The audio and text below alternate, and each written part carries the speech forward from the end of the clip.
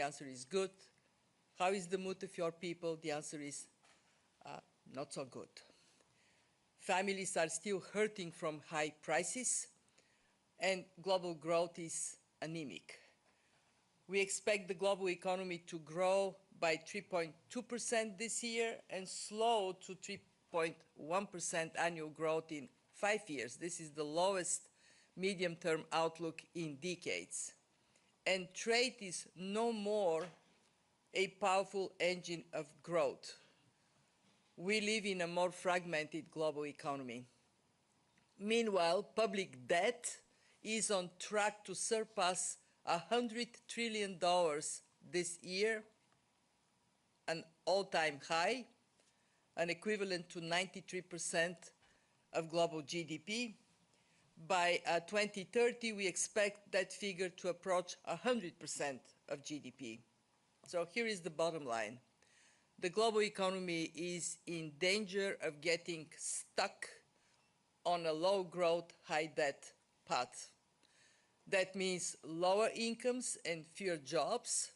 It also means lower government revenues, so less investment to support families and fight long-term challenges like climate change. These are anxious times. With these problems in mind, we have just published our latest global policy agenda. Here it is one more time if you haven't seen it the first time around. And it is very straightforward. It focuses on two priorities: secure the soft landing and break out of the low-growth, high-debt path. How can we do this? First, ensure that inflation gets back to target everywhere. Major central banks, including in the US, have rightly embarked on an easing path. The trick now is to finish the job on inflation without unnecessarily damaging the job market. Second, now is the time to act on debt and deficits. After years of much-needed fiscal support in response to shocks, now is the time to rebuild fiscal buffers. In most countries, that can be done gradually, but it needs to start now. Third, and most important, it is crucial that countries carry out pro-growth reforms. From cutting red tape to improving governance, we have seen reforms being a source of significant benefits across countries. Our analysis shows that these reforms can boost output by up to 8% over 4 years in developing countries. As we tackle these challenges, it is also essential that we continue to cooperate on climate, technology, debt, trade. Climate change and technology are unleashing transformations to the global economy that require global response. Only by working together can we seize the opportunities and mitigate the risks of these great changes. On debt, we are making progress under the G20 Common Framework to speed up debt restructurings. The Global Sovereign Debt Roundtable that met yesterday is helping to make the process more predictable and efficient. But we need to do more to help countries in debt distress get back on their feet faster. Many of our members still face high interest rates and high debt servicing costs. Not unsustainable debt, but significant liquidity problems. And this is why, jointly with the World Bank, we are proposing a three-pillar response, combining reforms to boost growth and mobilize domestic resources, adequate financing, including from international financial institutions, and crowding in private finance. And finally, on trade, it is important to protect the gains from economic integration while ensuring they are widely shared. We know that globalization has not delivered for everyone, and we must attend to the needs of those who have lost out. And at the same time, we must ensure that trade remains an engine of global growth, especially for developing countries. They have so much more to lose if we fracture the global economy. At the IMF, we are, as always, deeply committed to serving our members so they navigate these challenging times. We will do so through our analysis and policy advice. It helps policymakers to understand the costs and benefits of policy choices. And we will continue to use our financial resources to act as a buffer for our members in need. 97 countries, highest in our history, have benefited from our lending since the pandemic, the majority through multi-year programs. During the same period, our concessional loans have tripled. Interest in the Resilience and Sustainability Facility continues to grow. We have 20 countries now using the facility to enhance their climate resilience, almost double the number when we met a year ago. And there are many more expressing interest. And I want to mention three firsts. In April, for the first time, we reached our precautionary balances target of about $30 billion. This safeguards the fund's financial soundness. We use the strength of our balance sheet to help our borrowing members. In just the past weeks, our membership came together to support two historic reforms. For the first time, we reduced our charges and surcharges. The cost of borrowing from our general resources will go down $1.2 billion annually. This is a 36% reduction in surcharges and in the margin of charges. And for the first time, we work with our membership to creatively deploy our net income to bolster the IMF's support to low-income countries. A comprehensive reform and financing package generating about $8 billion in additional subsidy resources for PRGT over the next 5 years, more than doubling the long-term self-sustained lending envelope to $3.6 billion a year. This is global cooperation and solidarity in action. And I want to end, as always, using a very good quote to speak to my message today. This time it is Antoine de Saint-Exupéry. As for the future, your task is not just to foresee it, but to enable it. And this is what we are committed to do, enable a peaceful and prosperous future for our members. As you would see, we are ready to take your questions. Julie is all poised to pick up from this group and those online. Very good. Thank you very much, Kristalina, for those remarks. We'll now turn to your questions. Okay, let's start in the middle. Gentleman in the second row with the dark jacket, white shirt.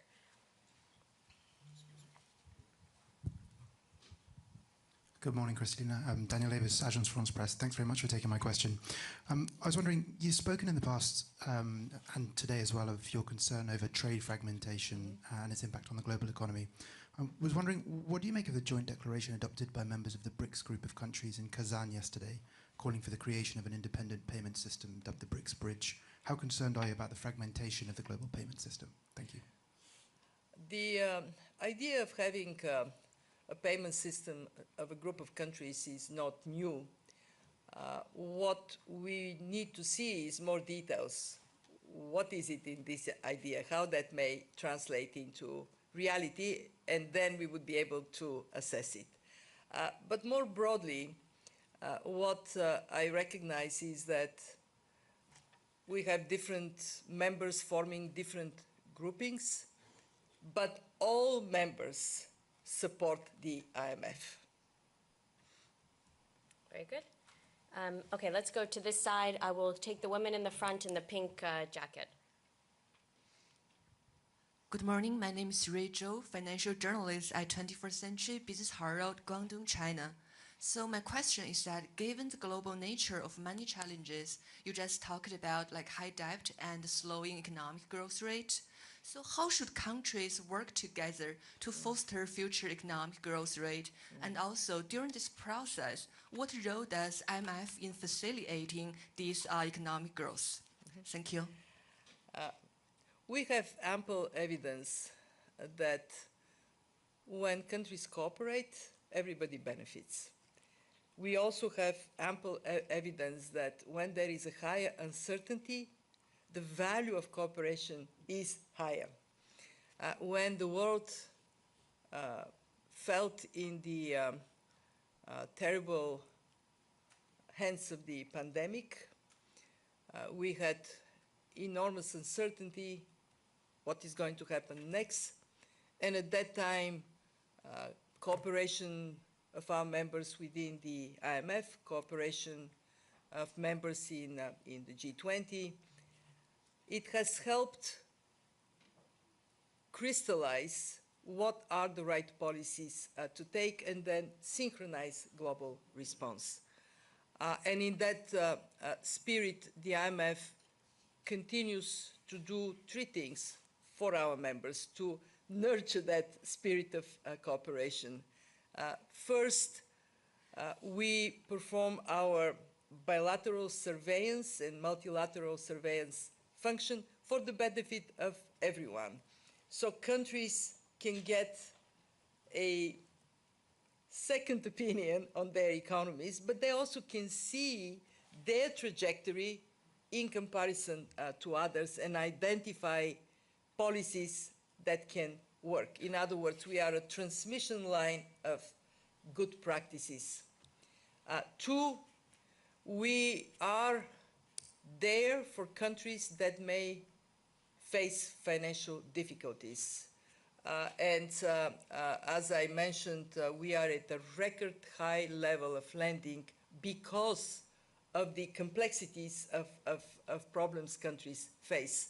I highly recommend to all of you to go and see an art exhibition, art piece of art in, where is it? It's in the Red Level Gallery. Red Level Gallery. In this building. So go to Red Level Gallery. It's very interesting. A group of students were asked how they can demonstrably present decades of delivery of the fund. And they present our lending by having, for each decade, a column with balls inside. And each ball is 500 million SDRs.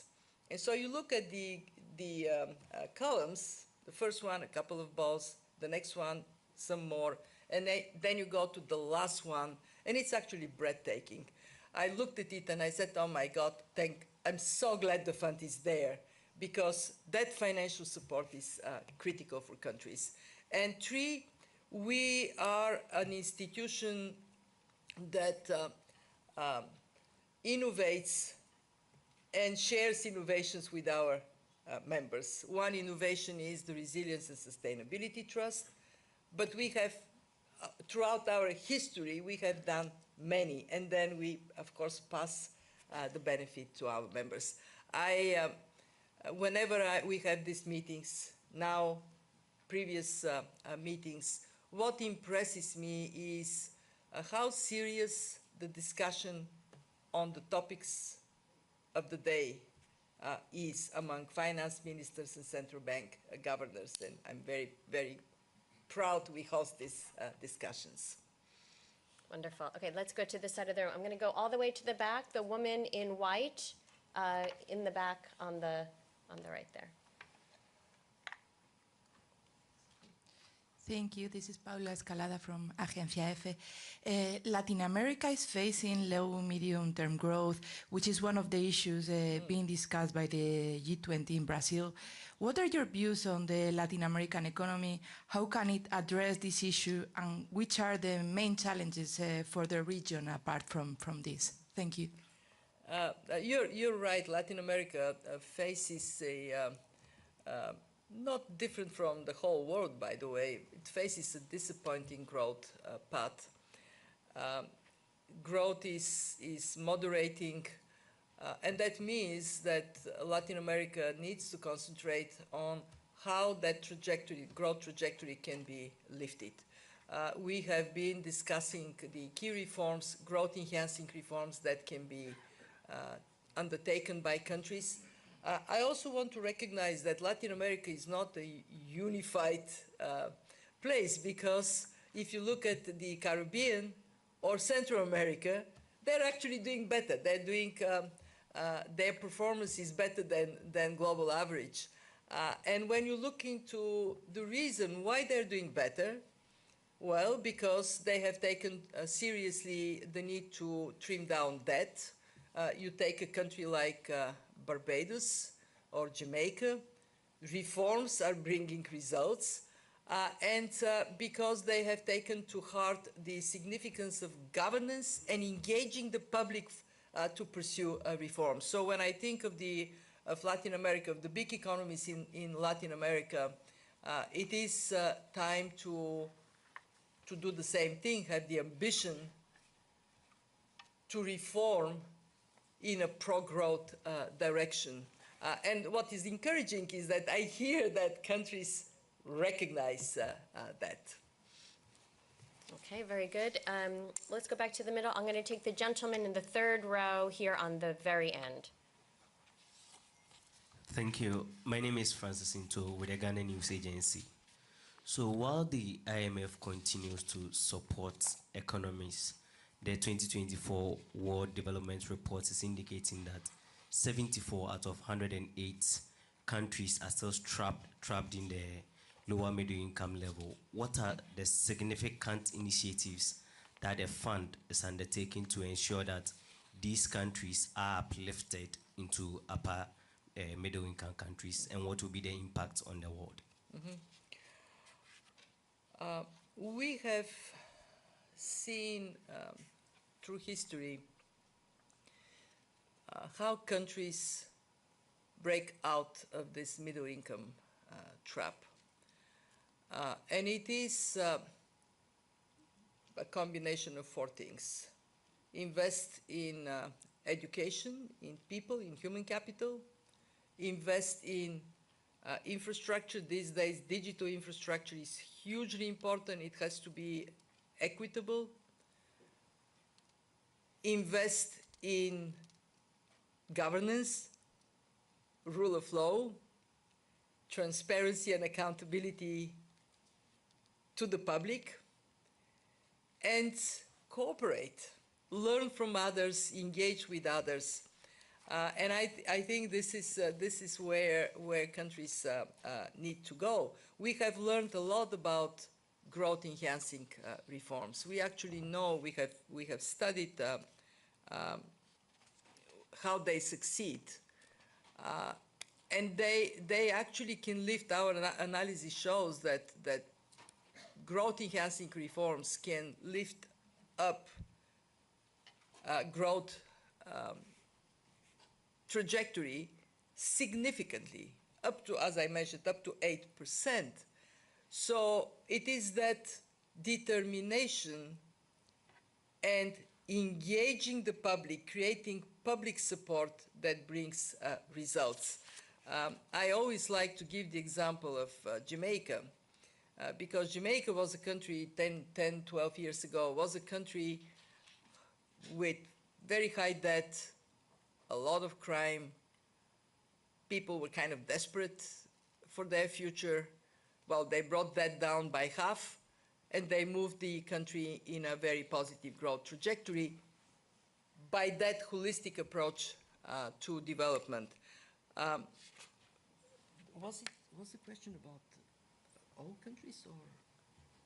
All kind of low-income countries trying to reach middle-income status. So basically, for low-income countries, this is not given that you cannot break out of it, but it does require a comprehensive program of reforms. It does require consistency of implementing these reforms, and it does require bringing public support for it. And what we do at the fund is to work with countries to identify that pathway country by country, country-specific directions of reforms that can help achieve that result. Very good. I'm going to go now to this side of the room. I'm going to go to the gentleman in the tan jacket, kind of yes, right there. Good morning, everyone. My name is Ahmed Yaqub. I am the managing editor of Al-Yom Saba newspaper, Egyptian newspaper. My question is about what is the impact of the geopolitical tensions and Gaza conflict on the region, especially or particularly on the neighboring countries. And Egypt is currently implementing the current economic reform program and amid very difficult regional and international difficulties and very strict circumstances. So the IMF at this point of time is burdening the Egyptian people because of the strict timetable of reforms and decline of the Suez Canal revenues by $6 billion and uncertainty about the future of the Egyptian, the global economy. So did the Egyptian authorities discuss the review of the current economic reform program with the International Monetary Fund? Thank you. I started today my comments thinking about the people affected by conflicts, and of course in the Middle East this is an ever-increasing number of people. Tragedy that is personal, but it is also for the economies in the region. We have seen in the epicenter of the conflict very dramatic contraction in Gaza, West Bank, Lebanon, very significantly impacted. We also have seen some spillover to other economies, and you mentioned Egypt. Egypt is negatively impacted. Egypt is losing 70% of the revenues it used to collect from the Suez Canal because of the impact of the conflict, because of the Houthi attacks, because of the difficulties. MENA as a whole is seeing growth projections revised significantly downward, 0.6% downward revision from April to now. Now we project only 2.1% growth. And a big reason for this downgrade is the conflict. And Egypt is bearing a very significant cost of what is happening in the neighborhood, plus the conflict in Sudan. Egypt is hosting, if I'm not wrong, some 9 million people from the instability in the region. We have been standing firmly with Egypt. We had a program, $3 billion program, because of all these increased pressures on Egypt. We have augmented significantly the program. We increased it by $5 billion. We have been very attentive to what are the right measures. But let me say this, Egypt is better served by undertaking reforms sooner rather than later. In fact, there has been some delay in the past of actions, and that makes the cost higher, and that cost ultimately falls on the shoulders of people.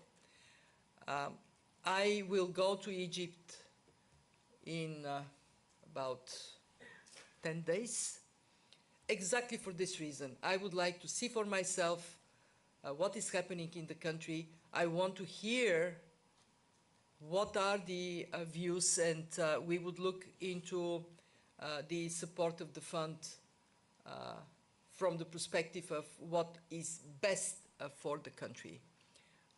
We have been very open to adjust the Egyptian program or any other program to what is best to serve people. But let me say that we are not going to do our job for the country and for the people of the country if we pretend that action that needs to be taken can be foregone. Because the only thing that happens is the price of this action goes up. Okay, we'll go. My deepest sympathy to everybody in the Middle East, and my heartfelt friendship to people there. So look forward to visiting Egypt. Okay, let's go right here in the middle. A woman in the beige blazer. Thank you, Julie, for taking my question. I'm Marlene Shong with Xinhua News Agency. So I mentioned Director Georgieva. I want to ask about the Chinese economy. The Chinese authorities said that it's facing a complicated external environment and also challenges at home. And the government has recently rolled out a number of new measures to boost economy. Yep. I wonder whether you think such measures would be sufficient to help the government reach its growth target. Thank you. Thank you for your question. We will have to carefully assess the measures to be able to determine what exactly is their likely impact.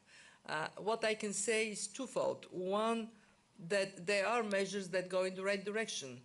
The Chinese economy has been slowing down, and we were projecting we are projecting today to grow by 4.8% in 2024, 4.5% in 2025. We need to see this package of measures, what is likely to be the impact of it. My second point is that China, for quite some time, has been faced with a fork on the road.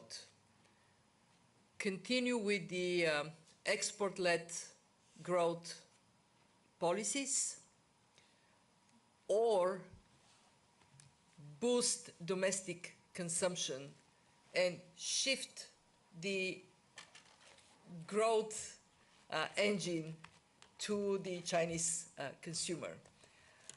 We are on the view that as the Chinese economy has grown so big, it is the latter, domestic consumption, that is the reliable source of growth. We also have been keen to see China recognizing that in the short term, one big obstacle to consumer confidence is in the property sector, and a decisive action to resolve that would help lift up consumer confidence.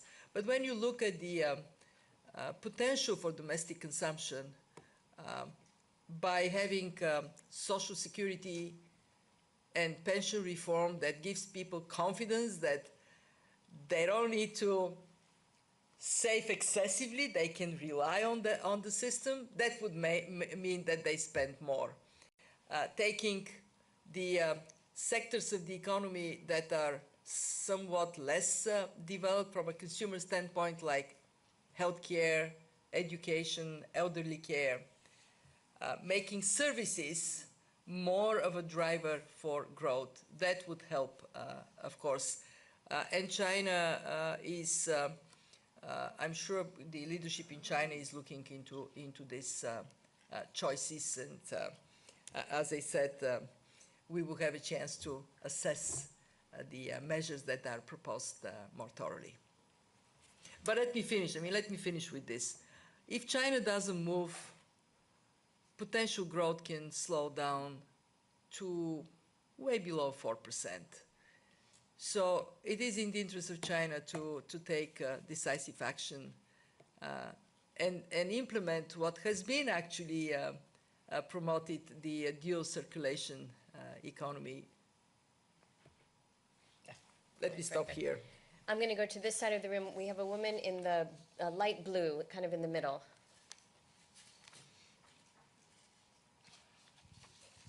Thank you, Julie, for taking my question. I'm Surataya from the Standard Wealth and Wealth Me Up Thailand.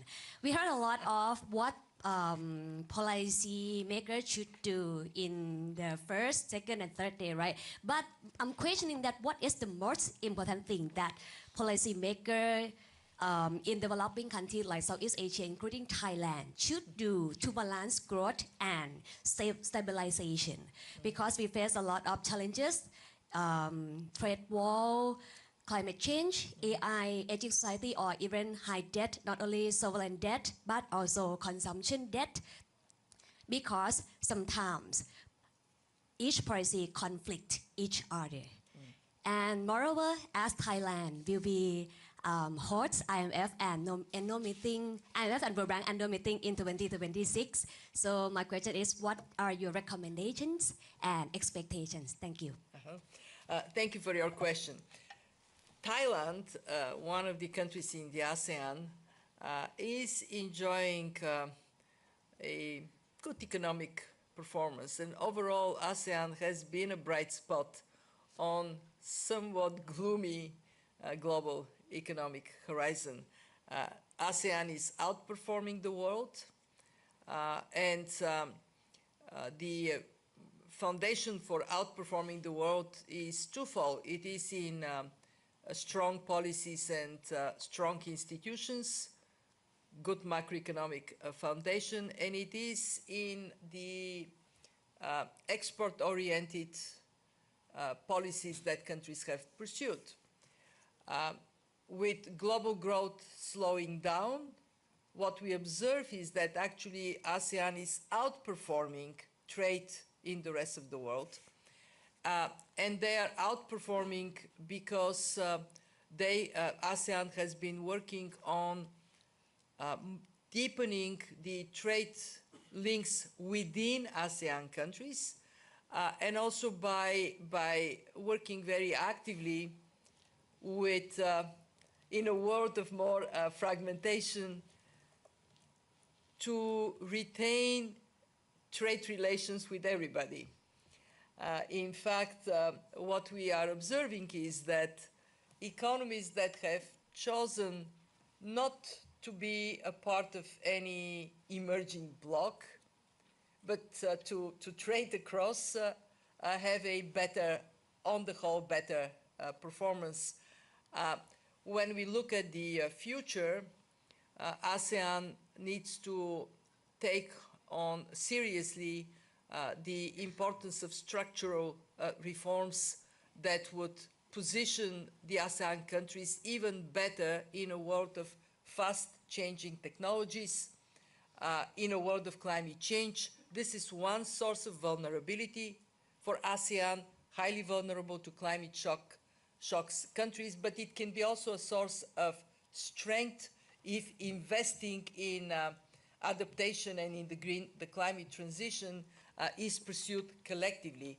I am impressed by the build-up of cooperation within ASEAN.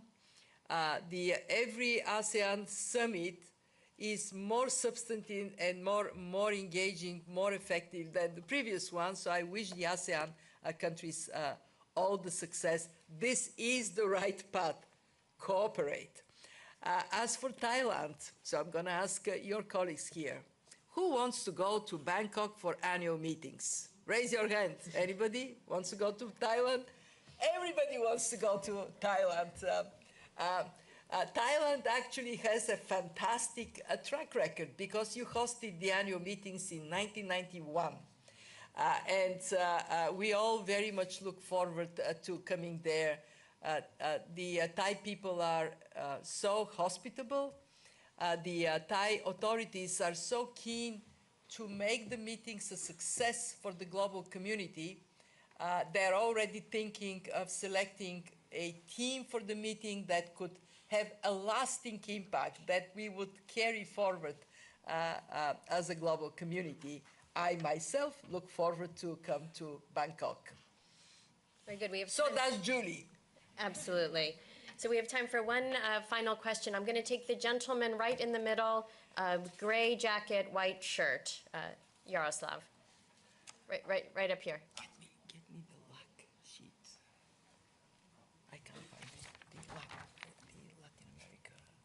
Thank you so much. Yaroslav Dolgopol, Ukrinform News Agency, Ukraine. So recently the IMF approved the 5th review of the EFF arrangement for Ukraine. That means consistent implementation of the benchmarks by the country, including tough reforms. At the same time, the IMF underscores, and I quote, that Ukraine needs decisive domestic revenue mobilization, unquote. What does the fund expect in this context, and does it mean new changes in the tax policy in the country in conditions of the war? Thank you. Thank you. The Ukrainian people have shown incredible bravery, and the Ukrainian authorities have done an amazing job to steer the economy during a war very effectively. Performance of Ukraine is remarkable. We have looked into the, during the 5th review, all benchmarks in the program are met. Very important actions that are around strengthening governance, fight against corruption. We all know that the war is a fertile ground for corruption. Therefore, more needs to be done in that area, and Ukraine is doing it. We have completed the 5th review in exceptionally difficult circumstances. Just to remind everybody, over the last months, Russia has intensified bombing in Ukraine, undiscriminatory bombing, but there is one particular target, the electricity infrastructure. Just imagine what it means for families and businesses. They face winter, and there would be restrictions in access to electricity, to heat. And yet, the determination of the country is there. We have, the program is based on very firm ownership of Ukraine, and that goes into the direction of domestic revenue mobilization. Why is this important? Because we have a program that is strongly supported by the international community. In fact, we look at something in the order of $150 billion support over the 4 years of our program. And that the Ukrainian authorities recognize has to be matched by the will of Ukraine to raise revenues as well. And for that reason, we have been discussing the implementation of the Ukrainian strategy for domestic revenue mobilization, and that includes also looking at the way the tax system works, taxes are collected. We are very much in favor of what Ukraine is doing, which is use technology to make taxes transparent, so you can see who is paying how much, and then you can see what the money is used for, accountability to the taxpayer. But that is the context, that needs have gone up, financial support from Ukraine's friends has gone up, and what Ukraine is doing is saying, we will do our part. We know it is now harder, we will do our part as well. Very good. So with that, I do need to wrap up this press briefing. I thank you very much for joining us. I invite you to... I just want to go to the question on Latin America, because I told you there are differences. You saw me flipping in my papers. I wanted to see the differences within Latin America. So you look at the Caribbean region only, and you have growth 23.7.5, 24, 11.9. These are very big numbers of growth performance. Guyana there is the exceptional source, but overall they're doing very well. When you look at the Latin American and Caribbean as a whole, much lower. We have 23, 2.6% growth, 24, 2.6% growth. This is not enough to lift up the performance of the Latin American economies. And this is why this issue of pro-growth reforms is so important. Okay, now we are done. And so with that, I bring it to an end. I do invite you to please join us tomorrow. We will have another press briefing with the Managing Director and our IMFC Chair, Minister Al-Jadaan. Thank you very much for joining us, and we wish you all a wonderful day.